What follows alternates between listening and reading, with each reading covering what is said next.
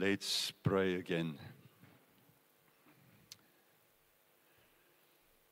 Dear Lord, we thank you for wonderful melodies, heavenly music, for worship songs. Some of them we know, some of them we don't know. But what a privilege to be here with a worshiping heart, because we know the most important thing is not the songs or the instruments playing, but hearts that are willing to bow down and to worship the Heavenly Father and Son and Holy Spirit. And thank you that we can be here this morning and that we can offer every thought and every word, every breath, all that we are. We want to love you as long as we live, for you are our God, and we surrender all to you. Ons weet dis 'n gevaarlike ding om te sê, Here, om alles aan u oor te gee, om te offer, om 'n oorgawe te maak. But we trust you. We know it's for the best to be a follower of Jesus, to have a good father, to have our identity as children of God. And that's what give us great comfort this morning when we come and listen to your word. The fact that you are a good father and that we can surrender all to you as your children. We are focused on you, Jesus, and we are waiting on whatever you have to share with us. Take every heart captive and direct your words directly, these words directly into our hearts, that it will be your word reaching and satisfying our deepest need. Amen. Daar sê. Is lekker om 'n amen hier van voor te kry, van 'n klein ouetjie. Yesterday we had the opportunity to watch the rugby game. I think most of you, if you had the opportunity, followed it. En watter spannende wedstryd was dit nie gewees, né? Dit wys jou mens kan nie daardie Argentyne onderskat nie. En tot op die einde was dit so in die weegskaal.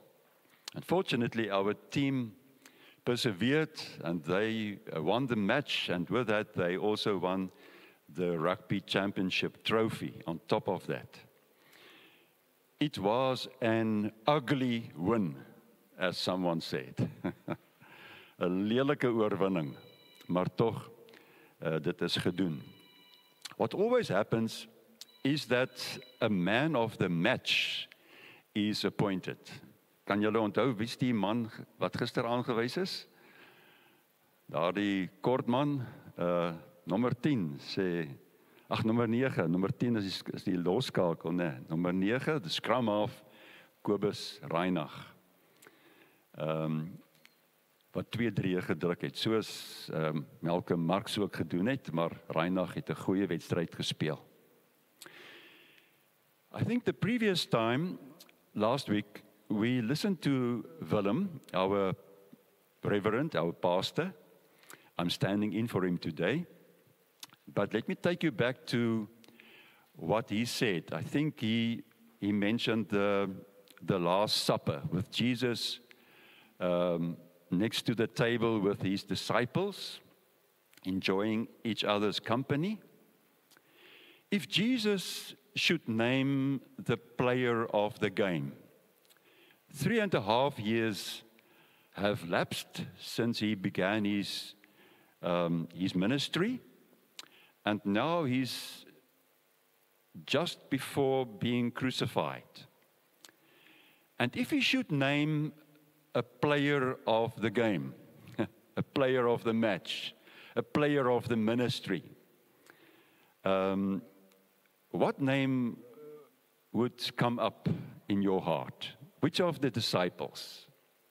Who would receive the award for the player of the ministry game? We can guess, I suppose. We can think of all the disciples' names. And indeed, Jesus did mention some names. Judas came up. Judas Iscariot. But Jesus revealed that Judas will be his betrayer. Peter's name came up. And Jesus said, Peter, you will deny me 3 times. Jesus at one moment addressed all of the disciples and he said, all of you will run away because of me, scattered like sheep. As if everything came to nothing. Dis amper of alles daar by die tafel op 'n antiklimaks uitgeloop het. As dit dan nou bedoel was om die viering te wees van Jesus se bediening, dan sou ek kon sê, nee, hier gebeur iets heeltemal anders. Was al die moeite, die tyd wat die Here Jesus bestee het aan hierdie mense vir 3,5 jaar lank, was dit die moeite werd gewees? Let's leave it at that for a while and let's go back to the beginning. Now, we go back to Matthew 4 and 5. In Matthew 4, it is related where Jesus completed the 40 days in the wilderness and he resisted the temptations of Satan. And then he went to live in Capernaum, in the northern part of the country, in the province of Galilee. And he began to preach. And what was the message, die kern van die saak wat hy oorgedra het? This. Repent, said Jesus, because the kingdom of heaven has come near. And all he preached and all he did was centered around this theme, the kingdom of heaven. He walked along the Sea of Galilee and he called his disciples to follow him. And then in verse 23 of chapter 4, he went throughout all Galilee, teaching in their synagogues and proclaiming the gospel of the kingdom and healing every kind of disease and every affliction among the people. The combination of proclaiming and miracles, signs that were supposed to show that Jesus had the authority to preach. He had the authority to do miracles. En dan gaan ons oor na Matteus 5, na die bergrede. En dit is die saligsprekinge wat ons daar kry. Die Engelse woord is Beatitudes. The Sermon on the Mount, beginning with the Beatitudes. En kom ons lees dit vanaf vers 1. Seeing the crowds, he went up the mountain,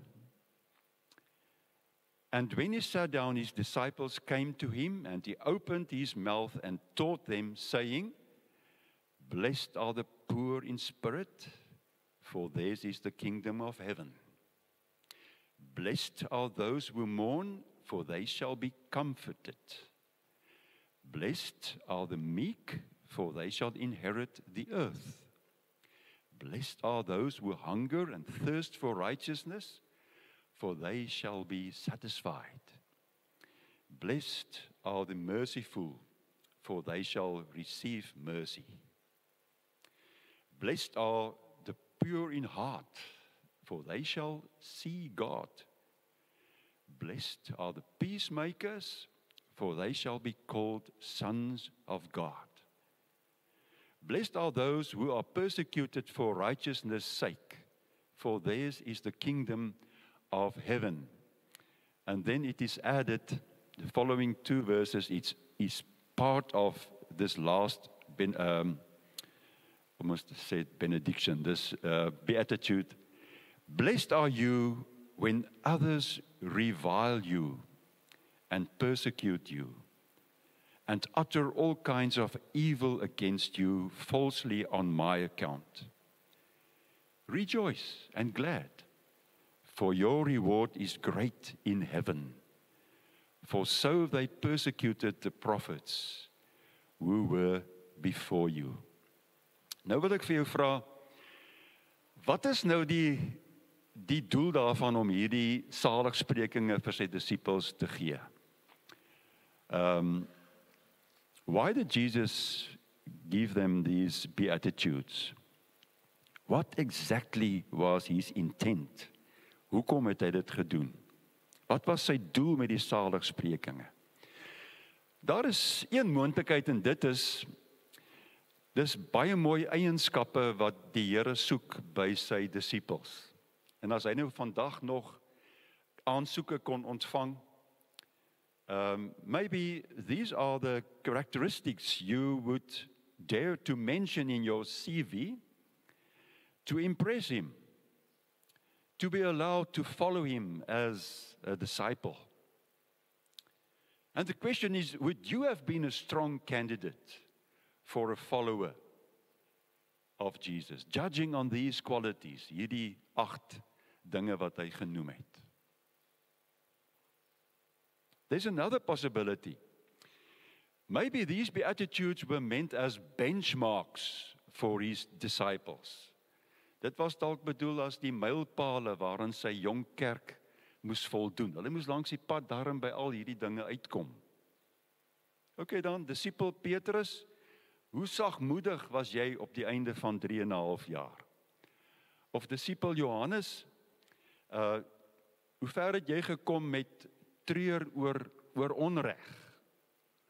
Disipel Jakobus, wat van vrede maak in jou lewe? Hoe ver het jy gekom? Benchmarks. There's a third possibility. It's on the same line of reasoning, that we could guess that the Beatitudes were meant to be the constitution for God's kingdom. So 'n soort van 'n grondwet wat hy opgestel het en gesê het, so lyk dit in my koninkryk. Strive to be the best peacemaker you can. Try your best to be merciful, to be pure in heart, to show mercy. Maybe you will succeed, maybe you will not. Dit hang net af hoeveel jy jouself inspan. Hoe gaan jy groei? Hoeveel daarvan gaan jy bereik? Gaan jy uiteindelik 'n regmerkie agter jou naam kry by die Here? I think we must look at another possibility. A fourth possibility. And I found it in a book written by Henry Nouwen in his diary, Bread for the Journey. And he says, the words in the Beatitudes offer us a self-portrait of Jesus. Dis 'n selfportret van ons Here Jesus. Now remember who Jesus was. Jesus was the blessed one. When someone is blessed, it means you say good things about him. Jesus is blessed because God has spoken good things about him. Onthou julle toe hy gedoop is, toe daar 'n stem uit die hemel gekom, and this voice said, "This is my beloved. My favor rests upon him."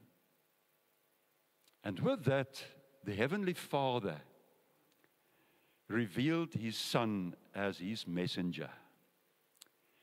And he consecrated his Son. And he affirms the holiness of his Son. This is my beloved, my favor rests on him. He is the blessed one. I bless him for what lies ahead, for his ministry. And with that, Jesus began his work. What is the face of the Blessed One? What does he look like? As jy wil weet hoe Jesus lyk, gaan lees die Saligsprekinge. Jesus shows himself as someone who embodies everything, who embodies poverty, gentleness, grief, hunger, thirst for uprightness, mercy, purity of heart, a desire to make peace, signs, even showing signs of persecution, willing to undergo persecution. The Beatitudes offer us a self-portrait of Jesus. And the whole message of the gospel is, become like Jesus. And how do we attain it? Hoe kom ons daarby uit? We have to put the self-portrait of Jesus in front of us. Bestudeer die Saligsprekinge. Wie sien jy daar? Jesus sien jy daar in die Saligsprekinge. And if we look at him, and if we try to imitate him, if we allow him to live through us, it means to follow him. We become his disciples. We become like him. What is Jesus like? How do we become like him? Nou kan ons seker baie sê oor die 8 Saligsprekinge. Please allow me to say something, just to try to give the what matters, to mention some things regarding each of these Beatitudes. Well, firstly, Jesus is poor. Blessed are the poor. And when we think of poorness, of people who are poor, we think of economic and social poverty. But the poverty of Jesus is more. He says, blessed are the poor in spirit. He chose to live a life of poverty of spirit. He chose powerlessness over power. He chose vulnerability over defensiveness. He chose dependency over self-sufficiency.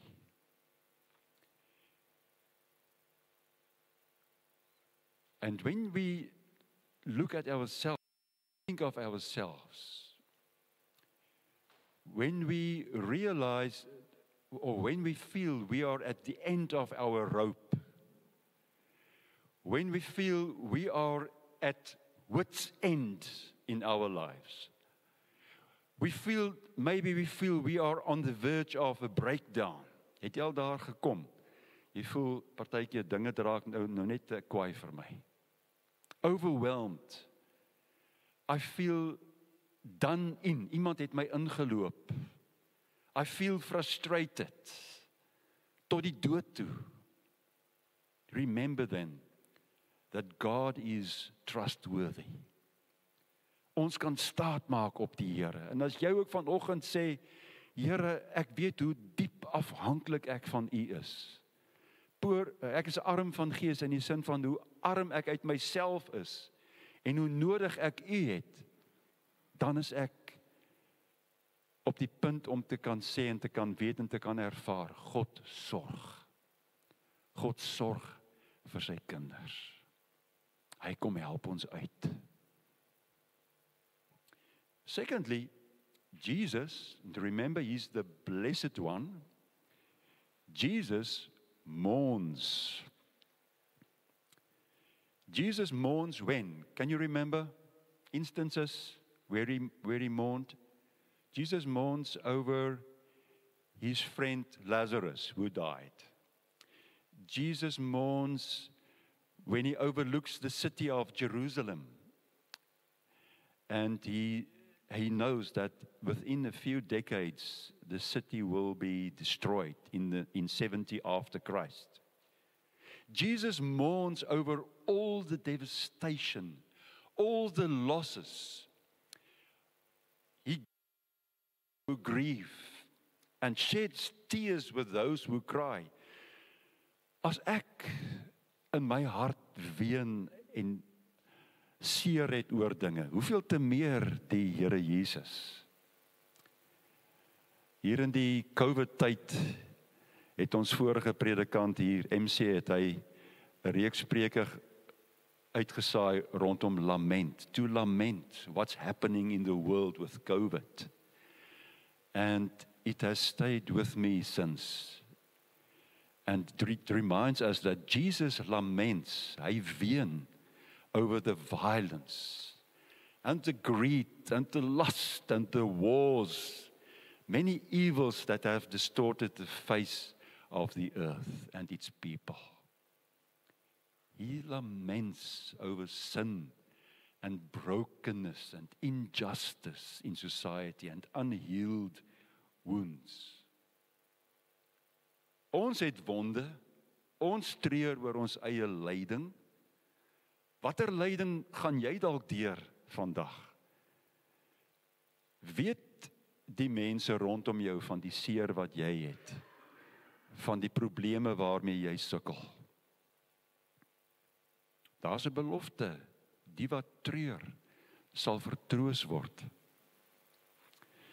And when we hear of the suffering of other people, we can identify with their losses, with their sadness. Why? Because we find room with them. We know exactly what it means to suffer, to mourn, to go through the same. But then, mourning is not meant to end in despair. Kyk wat sê hierdie saligspreking. It says, you will be comforted. When we move through confession and through forgiveness and faith, we can move toward comfort and healing and restored relationships. And that's what Willem asked us to do a week ago. To look at our relationships, to forgive where forgiveness should be given, to accept forgiveness, to forgive yourself above all. Thirdly, Jesus, the Blessed One, is gentle. Blessed are the meek or the gentle. Geseënd is die sagmoediges. Meekness is often misunderstood for weakness. In reality, when you look at Jesus, you realize that meekness can go hand in hand with controlled strength. Think of Jesus. He spoke with biting criticism against all forms of hypocrisy. He wasn't afraid to attack deception and manipulation and oppression, especially when it came from the Pharisees and the Sadducees, the Jewish religious leaders. Maar gelyktydig was Jesus sagmoedig van hart. Hy het dit gesê in Matteus 10. Kom na my toe, almal wat uitgeput en oorlaai is, en ek sal julle rus gee, want ek is sagmoedig. Ek is nederig van hart. He was gentle. He responded to people's suffering. He healed their wounds. He offered courage to the faint-hearted. Meekness, the capacity to wait upon the Lord. But not only wait, but to work as well. Because we know that the Lord doesn't want us to be passive. He wants us to wait on Him, to trust Him, but to do what should be done, to work persistently for justice, to refuse on the one hand the extreme of violence, of getting violent as God's children, and on the other hand to be passive, om maar net daar te sit en die golfie spoel maar oor ons. Ons wag op die Here. In our gentleness, we wait upon Him, but we are able to do something. He asks us to work for something. Fourthly, Jesus hungers and thirsts for uprightness. Jesus is totally against injustice. Jesus resists people who only gather wealth, gather influence by oppression and exploitation. Jesus yearns for people to treat each other as brothers and sisters, as sons and daughters of the same God. Ergens in die woord sê die Here, hy verwag van ons nie baie gebede en baie offers nie. Maar wat hy wil hê, is dat ons hom sal dien met opregtheid, met sincerity. In Matthew 25, he says that citizens of his kingdom should do what? They should visit the sick. They should clothe the naked. They should feed the hungry. They should give spiritual direction to prisoners. En dankie daarom sit vir die werk wat julle ook by die Gideons doen, veral ook in die gevangenisse. Min van ons kan in die gevangenis kom. En as julle en ander persone van die Gideon beweging gaan, dan is dit ook om getrou te wees aan hierdie opdrag. Jesus longs for a just world, and that should be our aim as well, our passion, a just world. En dan net 'n laaste gedagte hier. We should have a compelling urge inside us to be against corruption and abuse of power and economic inequality. We should be advocates for righteousness and to promote fairness, om billikheid na te jaag in ons lewe. Fifthly, Jesus, the blessed child of God, is merciful. There's a parable reminding us to be merciful. And it comes to mind, doesn't it? The parable of the traveling Samaritan who came upon a poor fellow human being.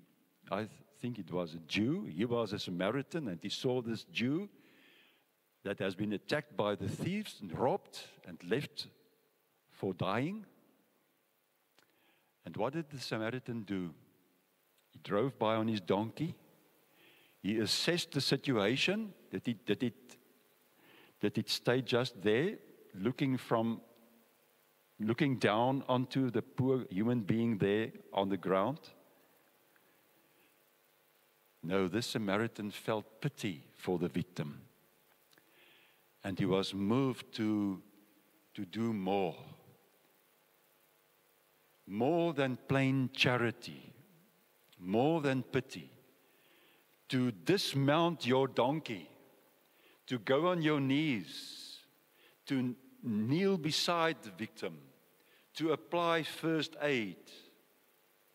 Because mercy comes from a compassionate heart, and it goes over in an act where it shows that you are an equal of the person you are attending to, you are you are caring for. To be an equal, and that's what Jesus did. He didn't want to look down on us, but he longed to become one of us.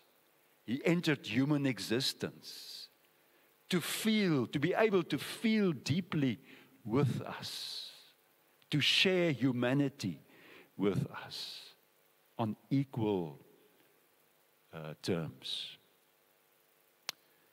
Think for a moment, friends, how can a church like we are support people who have been abused, people who have been through difficult times? There are many possibilities.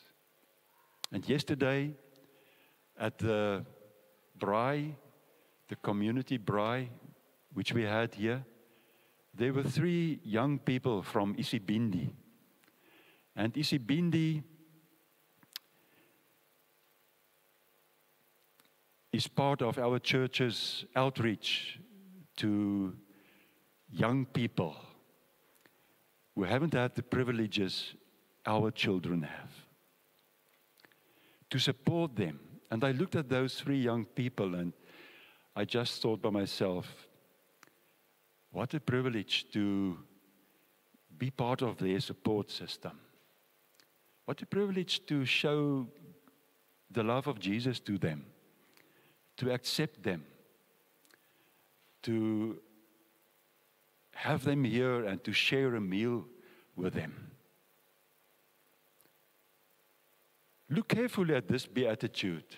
It says, "Blessed are the merciful, for they shall receive mercy." There's a link between showing mercy and receiving mercy. If we are willing to show it, we will receive it. But if we are reluctant to forgive, reluctant to help other people, be careful. Be careful.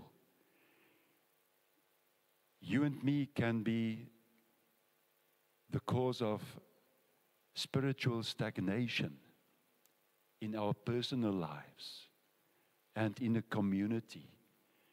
We can stunt the renewal of a community if we are unwilling to show mercy.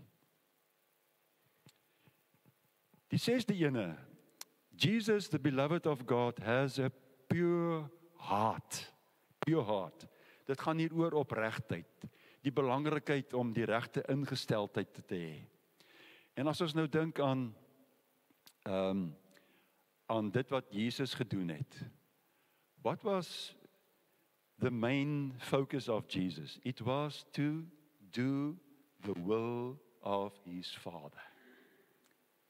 Remember John 8, verse 28, where Jesus says, I say only what the Father has taught me.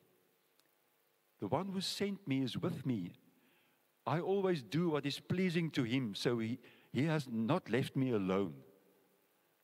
I always do what is pleasing to him. Toe hy daar gebid het in Getsemane, het hy gesê, laat u wil geskied. There were no divisions in Jesus' heart. No double motives, no secret intentions. There was a complete unity with God. And becoming like Jesus is growing into purity of heart. To allow him to cleanse our hearts. Om ons skoon te maak van die sonde en die besoedeling en die verkeerde dinge. Hy maak ons eerlik, hy maak ons opreg.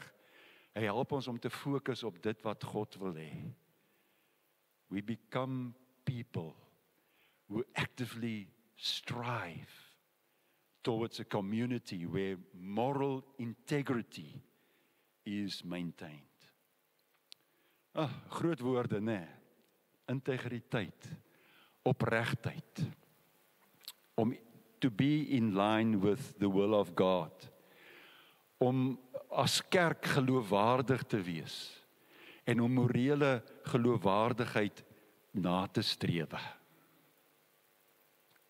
That people will see, when they see us, they will see a loving God and the God that loves what is right, to be people of moral integrity. And then the seventh one, Jesus the peacemaker. We are reminded that peace in biblical sense is shalom, the Hebrew word for peace. And shalom means a holistic, all-encompassing well-being, 'n allesomvattende welstand vir mense. A well-being of mind and body and heart. Die Here stel belang in elke deeltjie van ons lewe, in jou lyf, in jou siel, in jou menswees. Jesus het gesê, I'm leaving you with a gift. And that gift is peace of mind and heart. And the peace I give is a gift the world cannot give. So don't be troubled or afraid. Johannes 14 vers 27. So we have this peace as a gift from God. And this peace exists even if we should find ourselves in a war-torn country. Even in the midst of unresolved problems and increasing human conflicts, Jesus made that peace possible. It's not an easy peace, but it is an everlasting peace. It's a gift from God. He gave it to us through Jesus. Are we willing to work for this peace?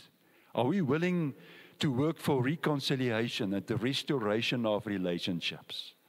Kan ek jou vra of jy bid vir Gaza? Bid jy vir Israel natuurlik? Bid jy vir Oekraïne? Do we pray for the Cape Flats, for the gang violence to end? That people will resist the cycles of violence and seek reconciliation for the sake of Jesus. And then, the last one, the eighth beatitude. Jesus, the favorite child of God, can you believe it, was persecuted. Persecuted.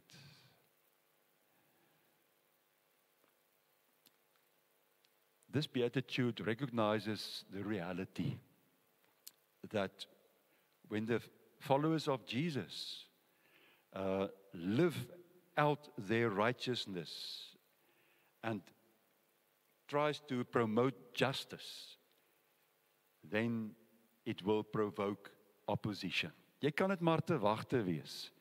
Om te ly vir jou geloof is nie vreemd nie. Dis eintlik maar die logiese gevolg van disippelskap.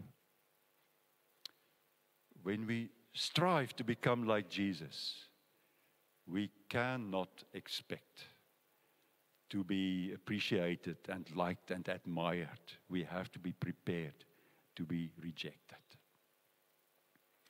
En daarmee gee Jesus hierdie saligsprekinge vir sy disippels. En hy sê vir hulle, dis nou julle sin. Ek het julle gewys hoe dit werk en ek het julle geleer hoe om dit te doen. En dit is poverty and mourning, meekness, uprightness, merciful, purity, peacemaker, persecution. And he gave it with the onset of his ministry. The Sermon on the Mount, Matthew 5. And then at the end, around the table, it seems as if everything came to nothing. Het alles platgeval. Is dit die einde? Wat is ons antwoord? Our answer? No, fortunately not. Because just after the Last Supper, Jesus went and gave himself to be crucified. And he was buried. And he was raised. And he showed himself to his disciples as the victor. As die een wat oorwin het oor dood en sonde en onmag en die lelik van hierdie wêreld. And he returned to heaven, but he sent us his Holy Spirit. And with that, we can follow the example of Jesus. We can put the self-portrait of Jesus in front of us and say, Lord Jesus, with the help of the Holy Spirit, I'm able to be like you, to be more like you. En dan kan ek ook onderaan daardie prentjie sê, I am Jesus. Jesus says, become like me. I will give you the strength of the Spirit. You are experiencing the presence, the power of the Spirit already, here and now. Be a blessing. Amen.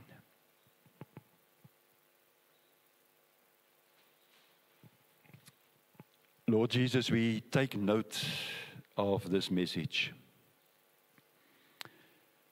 Please guide us this week to be a blessing to everyone we meet, to reflect something of the character of Christ. And we pray for peace, for lasting peace in the places where people are at war. We work for justice and we pray for justice in courtrooms, in homes, in relationships. We pray that people will be merciful and kind to each other. And that's the way we are treating other people, with mercy. We pray for pure hearts and pure minds, for gentleness. Ons bid vir die hele pakket om in staat te kan wees om 'n seën te kan wees vir hierdie wêreld, vir mekaar. And all this we are possible to do in your name, Lord Jesus. Laat u wil geskied, Vader, laat dit gebeur, ook hier in hierdie kerk, in hierdie mense, in ons wat vandag hier gekom het, om te kom aanbid. Dat hierdie week nie sal weet wat hulle gaan tref, as ons oor hulle pad kom hierdie week nie. Die goeie, the blessing, die seën van die Here, gaan ons uitdra en ons gaan dit gee vir almal. Amen.